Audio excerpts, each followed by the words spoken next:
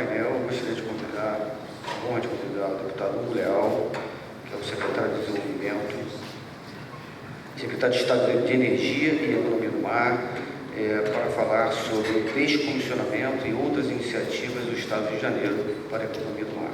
Tema de extrema relevância, tendo em vista que o Estado do Rio de Janeiro é um polo produtor de petróleo e isso é a base da nossa economia.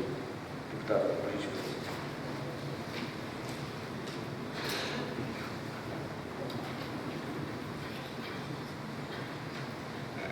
Bom dia a todos, satisfação poder estar aqui, agradecer ao IMB, na pessoa do desembargador Petris, essa oportunidade. Nós estamos falando aqui sobre esse tema e se alguém chega aqui um pouco mais desavisado, eu já me senti aqui em Santa Catarina, mas aqui agora voltando para o nosso estado do Rio de Janeiro, a gente falar um pouco desses elementos. Eu conheço ali Itajaí, conheço bem a potência.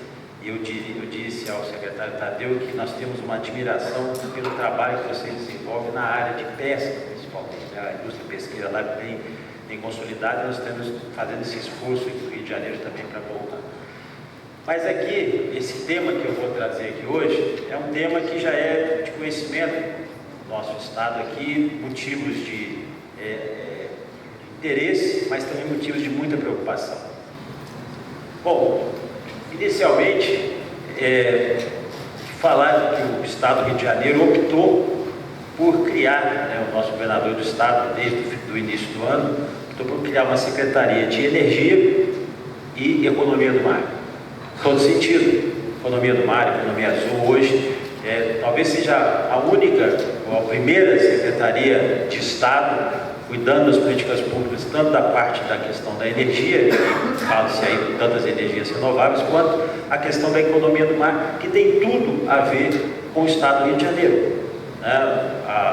Nós poderíamos falar aqui da questão da Amazônia Azul, que é um ativo enorme, desenvolvido também para a nossa Marinha do Brasil, e tudo que o mar desempenha nas nossas atividades. E aqui a gente trouxe um pouco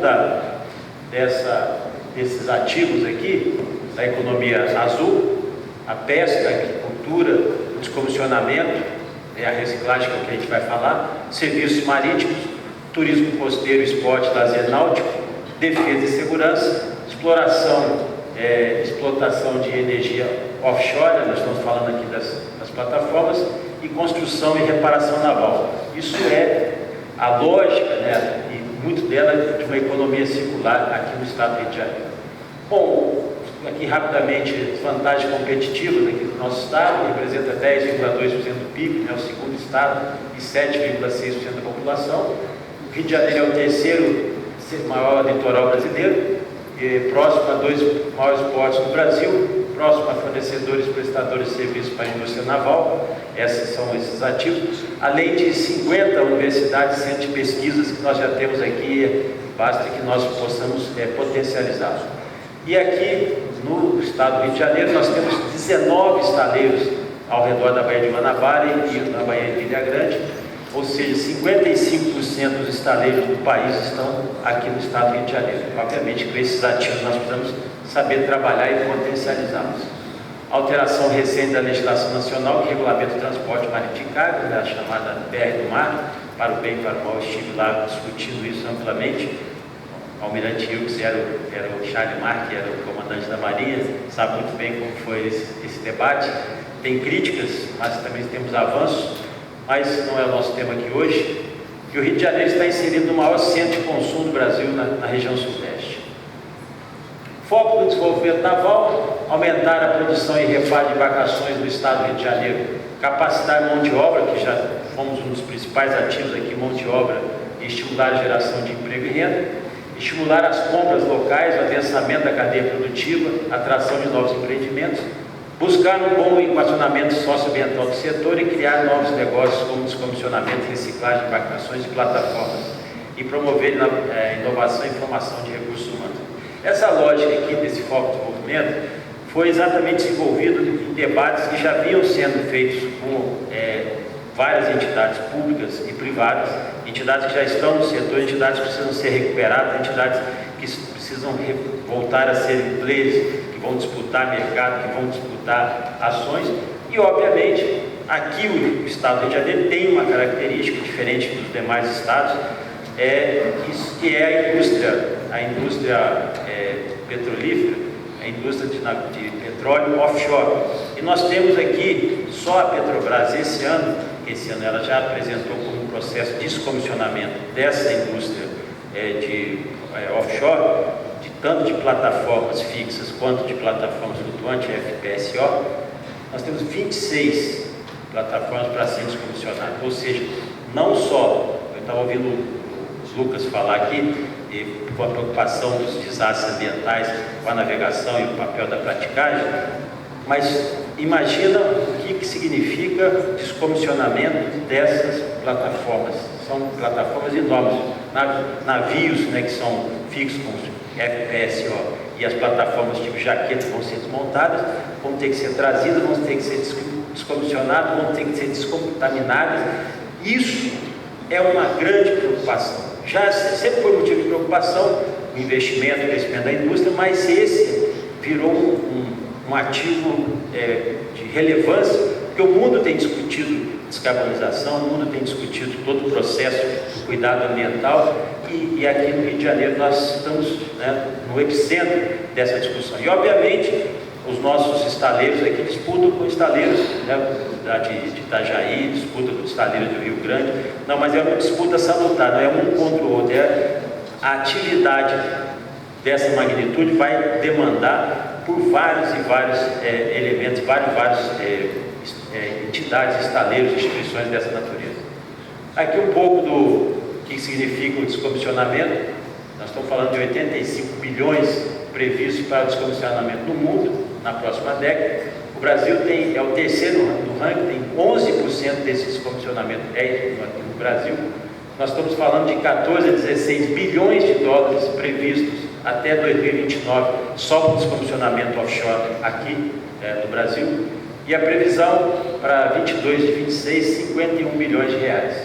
Os postos a serem descomissionados nos próximos 5 anos, 612 offshore e 9.280 onshore. Só para se ter ideia da magnitude. Isso tudo produzido pela cadeia de óleo e gás, que é um ativo, que vai continuar sendo um ativo.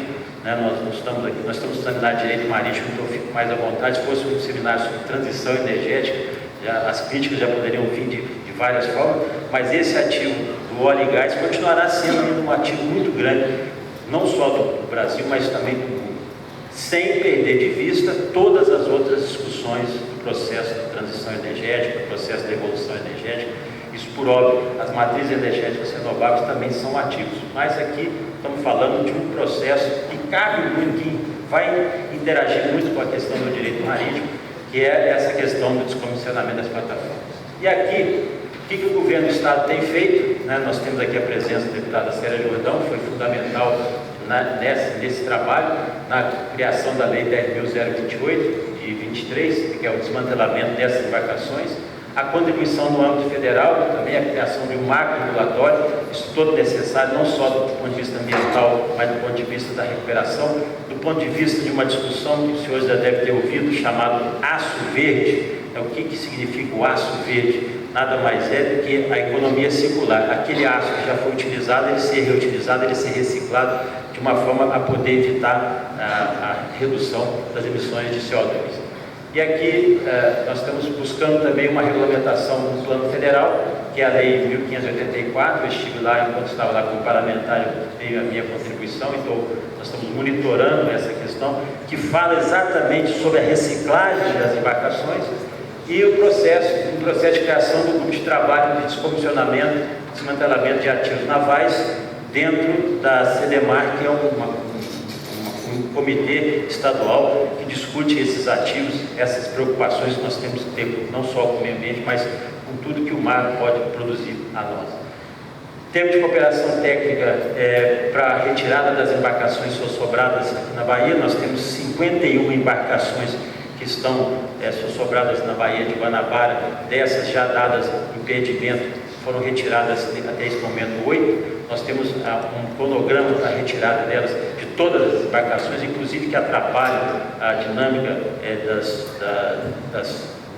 manobras dentro da Baía de Guanabara, atrapalha também a questão da pesca, atrapalha a questão do lazer, do esporte náutico. Então, isso tudo é um esforço que a Secretaria de Economia do Mar, junto com outros atores, Capitania dos Portos, Docas do Rio, tem feito para poder entregar a Bahia de forma mais rápida e limpa para a utilização da população. O incentivo de preparação na cadeia produtiva para tal atividade tornando um hub do descomissionamento e reciclagem e a garantia de um ambiente regulatório saudável. Bom, eu queria entrar nesse ponto aqui, é um ponto um pouco mais delicado, mais específico. Nós estamos num seminário de Direito Marítimo, provavelmente poderia estar discutindo isso no seminário de Direito Tributário, poderia estar discutindo em outro seminário, mas isso talvez seja um dos maiores desafios do descomissionamento desses ativos navais. Porque grande parte, não vou ler todos essa projeção aqui, mas grande parte desse debate hoje, desses ativos, a maior parte desses ativos que foram plataformas, que foram utilizadas nessas operações offshore, eles tiveram um tratamento tributário diferenciado com repeto, ou seja, a importação desse material foi diluída, esse material foi diluído ao longo do tempo e agora está na hora do seu ocaso, está na hora da sua baixa. E na hora dessa baixa, há um questionamento. Se foi utilizado todo esse benefício tributário para poder, na sua utilização, na sua vida útil, agora que ele vai ser descomissionado, ele vai ter que pagar os benefícios que foram compostos? Pode parecer ser uma pergunta completamente absurda, mas isso hoje está em processo de discussão na Receita Federal, está em processo de discussão aqui na Secretaria de Fazenda, para fazer o entendimento de como é o tratamento tributário para esses ativos que durante 30, 40 anos, praticamente os últimos mais 30 anos, estiveram em operação. Como é que isso hoje vai ser absorvido? Esse tema é um dos temas que nós estamos superando no debate do plano federal e do plano estadual, para poder dar conforto e aí sim seguimos de uma forma mais acelerada nesse provimento desse descomissionamento. Então isso é um tema interessante que poderia se desdobrar aqui, daria um seminário só para fazer essa discussão, mas eu trouxe aqui como elemento, como informação. E um outro também que é característico desse momento é a questão da Norman, que é a ocorrência de material radioativo, na ocorrência natural nesses descomissionamentos também, dessa baixa, e as normas da CNEM, que é a Comissão Nacional de Energia Nuclear. Todos esses são temas que estão sendo discutidos para poder fazer exatamente essa regulamentação, para poder que haja uma segurança jurídica, haja segurança ambiental, haja em todos os níveis segurança de defesa também, para que não coloque em risco essas operações, para que não coloque em risco os nossos ativos ambientais e, obviamente, a nossa costa também. A primeira plataforma, se não me engano, a Petrobras fez o seu leilão, o seu descomissionamento, se não me engano, foi a P32, desculpa, 36 ainda vai ser, vamos chegar a 36, mas P32 foi vitorioso um estaleiro lá do Rio Grande, junto em parceria, mas veja, foi um dos primeiros que estão colocados em temas. Nós temos ali pelo menos de 10 a 15 hoje plataformas para serem colocadas nesse mesmo circuito. Então é um motivo de preocupação, por isso que nós sempre estamos estimulando esse debate a cada vez mais. E aqui, agradecer a essa oportunidade aqui no direito, esse primeiro simpósio de direito marítimo, porque esse assunto vai ser recorrente e esse assunto pode também ser objeto de matéria de processo de discussão dentro do direito marítimo. E aqui aí uma notícia boa, aí já espelhando um pouco do que Itajaí tem feito. Nós, recentemente, eu acho que até vai ser falado aqui, o Estado adquiriu o antigo estaleiro Caneco, e esse estaleiro Caneco hoje, a ideia é fazer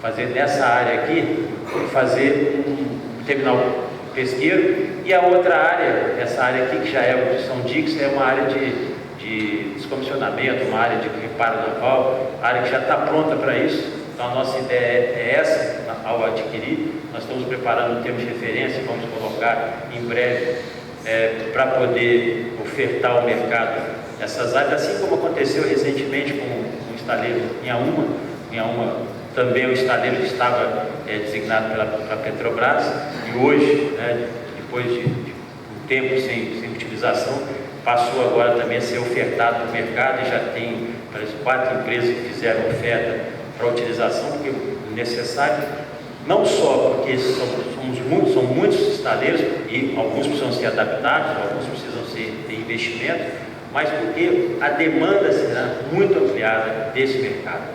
Então, e aqui no Rio de Janeiro também, o Estado do Rio de Janeiro não vai perder de vista esse ativo aqui, que era o antigo estaleiro Caneco, e lá já estamos fazendo tanto também uma área para o desenvolvimento da biotecnologia marinha, que já é um trabalho da Secretaria, e colocando em ação a CDMAR, que é a Comissão Estadual de Desenvolvimento da Economia do Mar, na linha do que tem sido discutido também na ONU. Bom, aqui já encerrando, fomenta outras atividades da economia do mar, aí já mais um pouco o que a gente já tem consolidado nesse trabalho, e a participação desse seminário é mais um exemplo, mas esses três itens eu gostaria de fazer um destaque, que é quando nós dialogamos não só com o governo federal, mas também com os municípios, que é apoiar o planejamento espacial marinho. Planejamento espacial marinho nada mais é que o zoneamento. Quando a gente fala de zoneamento urbano da cidade, planejamento espacial marinho é dizer o seguinte: qual é a lógica que vai prevalecer na nossa costa? O que é navegação de cabotagem, o que é navegação de longo curso, onde pode ter plataforma, onde pode ter atividade pesqueira. Assim como existem regras no zoneamento urbano, regras na navegação aérea, na navegação marítima também, só que precisa fazer essa definição através do PEM. O primeiro PEM está sendo realizado na região sul, então, e o segundo será realizado aqui na região sudeste, mas nós estamos monitorando, porque isso tem impactos positivos, eu digo, nessa definição. E a Marinha tem capitaneado através da CIR esse trabalho. Aliás, parabenizar o antigo almirante Linhares e o atual também pelo dinamismo, né, e pela celeridade que estão implementando aqui no PEI. E também um outro propósito é o ordenamento da gestão da orla marítima, chamado Projeto Orla. No estado do Rio de Janeiro nós temos 25 municípios são municípios que são costeiros e precisa de uma definição. Hoje o Serviço de Patrimônio da União é o responsável de fazer esse mapeamento, mas não tem nenhuma política pública para essa ocupação. Então o Estado, os municípios e o SPU, né, através dos seus gestores, fazerem uma integração de como autorizar os municípios, como monitorar, como estimular os municípios a fazer a ocupação da sua orla de forma racional. Isso é o projeto Orla, que também tem um aspecto nacional, e a gente tem dado investimentos aqui na Secretaria. E o último, não menos importante, reduzir a poluição de oceanos e mares, com a participação do Grupo Focal Rede Oceano Limpo, projetado e liderado pela Unesco. Aliás, não por acaso, a ONU estabeleceu 2021 até 2021 até 2030 a década dos oceanos. Então essa década dos oceanos estabelece exatamente a visão que o mundo tem que ter com os oceanos, a preocupação e obviamente retirada dele também daquilo que ele pode ser interessante para a economia. Bom, em rápidas palavras, né, eu queria agradecer mais uma vez ao Instituto Magistrados do Brasil essa oportunidade de falar, de colocar a Secretaria de Energia e Economia do Mar como um ator aqui, uma mesa de debate, mesa de mediação, mas dizer que aqui no governo do Estado, a relevância que nós estamos dando a essa política pública da economia do mar, no seu amplo espectro, é exatamente isso: estabelecer como um canal de entendimento, um canal entre o governo federal, entre os governos municipais, exatamente uma súmula que o próprio governador Cláudio Castro diz: se o governo não puder ajudar, Não, se o governo não atrapalhar, já está bom, mas se ajudar, fica melhor. Então, o nosso papel aqui hoje é sempre trazer em sentido de colaboração. Obrigado.